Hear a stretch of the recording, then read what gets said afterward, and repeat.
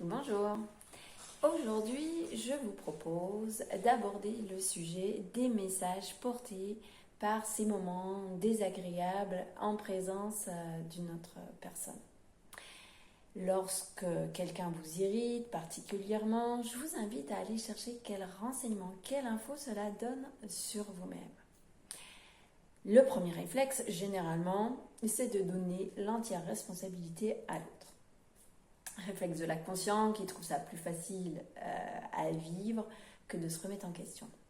Là, je vous invite à avoir un nouveau réflexe qui vous apportera une meilleure connaissance de vous-même et qui apaisera certainement les relations en question.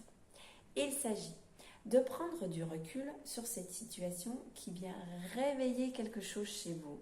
Effectivement, vous l'avez peut-être déjà vécu, que une situation vous fait surréagir, mais ne fait pas surréagir la personne d'à côté, quelqu'un d'autre.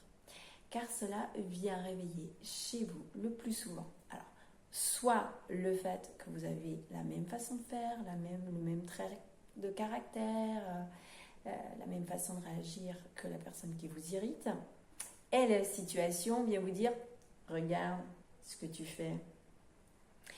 Et donc, ça vous donne une prise de conscience sur vous-même. Ou alors, ça vient réveiller le fait que vous agissez à l'inverse. Et là, ça vous irrite. Alors, allez voir ce que ça réveille, creusez et allez découvrir qu'au bout, il y a une valeur importante pour vous. Le respect, la liberté, l'entraide. Cette valeur est importante pour vous, mais elle ne l'est pas forcément pour l'autre. Et il a le droit. Cette valeur peut être accompagnée chez vous, et certainement d'une façon de penser, d'une façon d'agir. Et là, c'est une croyance. On appelle ça une croyance. Et peut-être qu'elle vous encombre. Je vous donne un exemple. Une personne qui a, par exemple, la valeur de la réussite ou de l'accomplissement. Et cette valeur est accompagnée de la croyance que pour réussir ou pour s'accomplir, il est nécessaire de travailler. Et ça lui a été aidant dans la vie. Ça lui a permis d'atteindre une réussite, un accomplissement dans certains cas. Donc en voyant son ado ou son conjoint ou quelqu'un d'autre d'affalé dans le canapé, ça l'irrite.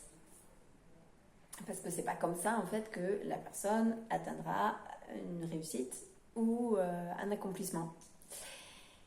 Mais ne faut-il pas des moments de laisser aller aux artistes pour trouver l'inspiration? Ou des moments de repos pour être plus efficace à d'autres moments? Donc là, dans cette situation, la croyance de cette personne qui lui a été aidante par moment ne l'est pas forcément pour l'autre. Et c'est la même manière chez vous en fait. Votre croyance qui vous a été aidante par moment ne l'est pas forcément pour l'autre. Cette situation peut aussi vous montrer que de trop suivre ces croyances, vous ne vous autorisez pas des comportements, des façons de faire que l'autre s'autorise.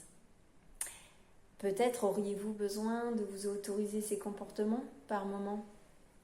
Et là, la situation vient vous dire lâche prise, autorise-toi d'agir autrement, ne sois pas dans l'excès, ne sois pas trop dur, trop rigide avec toi, avec les autres.